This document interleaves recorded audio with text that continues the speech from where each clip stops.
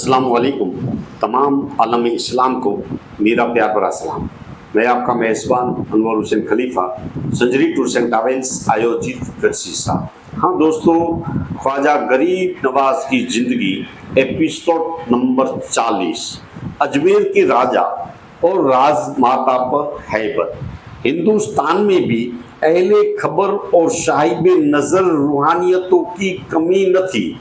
करामतों ईमान के साथ मशरूत है, मगर इस्तिदराज के दरवाजे रियाजती नफ्स के लिए खुले हुए हैं। इस्तिदराज के जरिया भी हैरतनाक उमूर का इजहार हो सकता है।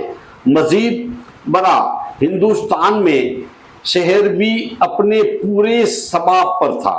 आपने जब मुल्तान में कदम रखा तो अजमेर में राजगुरु ने राजमाता सबीता को आने वाले खबर से आगाह कर दिया था और सरकारे ख्वाजा मोइनुद्दीन हसन को राज से हटाने की तदबीर शुरू हो। राजा की मां राजमाता सबीता की तरफ से गैर मुस्लिमों जो उस दौर में ज्ञानी रहते थे जवाहिर की वारिस की गई। उसके बाद सबीता ने खड़े होकर सबको प्रणाम किया और दूर दूर से आने वाले का शुक्रिया अदा करते हुए कहा, ये मेरी बड़ी खुशनसीबी है कि आप जैसे महापुरुषों ने अजमेर आने का कष्ट उठाया। राजा मेरा बेटा है, निडर और बहादुर। उसकी तलवार दुश्मनों के सर काटने से पहले हौसलों की डोर काट देती है। हिंदुस्तान और हिंदुस्तान से बाहर किसी में इतना दम नहीं कि उससे आंख मिला सके। आज हिंदुस्तान की 52 राजा उसके सामने अपनी गर्दन झुकाते हैं। दिल्ली अजमेर की हुकूमत का एक सूबा है। ये बात आप लोग अच्छी तरह जानते हैं कि हमारे धर्म में वास्ते की एक मजबूत किला है, वरना मुसलमान अब तक हमारा और हमारे धर्म का सत्यानाश कर चुके होते। अगर बड़े से बड़ा दुश्मन बड़ी से बड़ी फौज लेकर इधर आता तो मैं आपको तफसील न देती।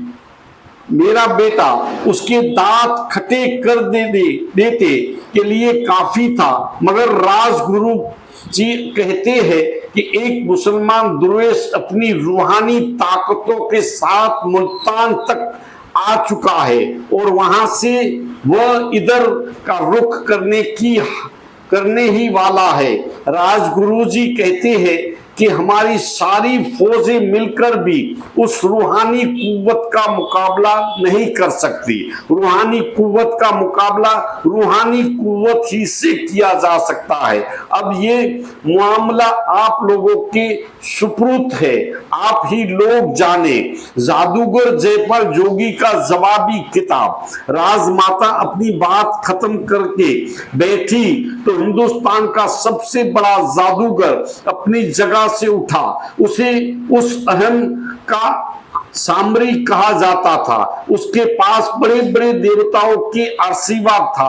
उसे लोग रूहानी कुव्वतों का सर चश्मा कहते हैं। वह अपनी जगह से उठकर वहां पहुंचा जहां सबीता ने अपनी अपनी बात खत्म की थी। उसे देखकर तमाम मजमा फलक सिगाओ नारों से गूंज उठा। महाराज अजयपाल जी की जय का नारा का शोर थमा तो अजयपाल ने मजमे में मुखातब किया और कहा, राजमाता सबीता भी और सज्जनों, हम सब अपने धर्म के सेवक हैं। राजगुरु जी ने मुसलमान दुर्वेश की रूहानी कुव्वतों के जिक्र से जो खौफो हैरास फैलाया है, मैं नहीं समझता कि उसका सबब क्या है। मैं ये जानता हूं कि वह बड़े ज्ञानी है और उनका इल्म मोतबर है, मगर रस्सी को सांप समझकर काटना बुद्धिली है। वह कहते हैं कि मुसलमान दुर्वेश के पास बड़ी शक्ति है, क्या है ये पूछ सकता हूं कि उन्हें हमारी शक्तियों का भी हाल मालूम है। मजमा फिर से बेकाबू हो गया। नारों का शोर देर तक जारी रहा। आपने हवन के देवता को राजी कर लिया और सितारों की चाल अब हमारा कुछ नहीं बिगाड़ सकती। अजय पाल फिर बोलने लगा, निराश होने की जरूरत नहीं है। मैं यकीन दिलाता हूं कि यहाँ के जो बड़े हैं वो तो बहुत बड़े हैं। मेरा मामू से मामूली चेला भी मुसलमानों दरवेश को दौड़ाता हुआ वहां पहुंचा आएगा। वहां से ये चला है। अब सारे ज्ञानियों में से मेरा दरखास्त है कि आप लोग अपने अपने स्थानों पर जाए, फिर कुछ लोग यहाँ रुके ताकि सांप का मुंह कुचलने में हमारी मदद हम कर सके। आप सब हैरान और परेशान ना हो, ताकि कोई जादू में अपनी मिसाल आप है। सरकारे ख्वाजा के लिए जासूसी की तफसील अगली पोस्ट में। मिट जाए गुनाहों का तसव्वुर ही दुनिया से, गर हो जाए यकीन कि अल्लाह सबसे बड़ा है, अल्लाह देख रहा है।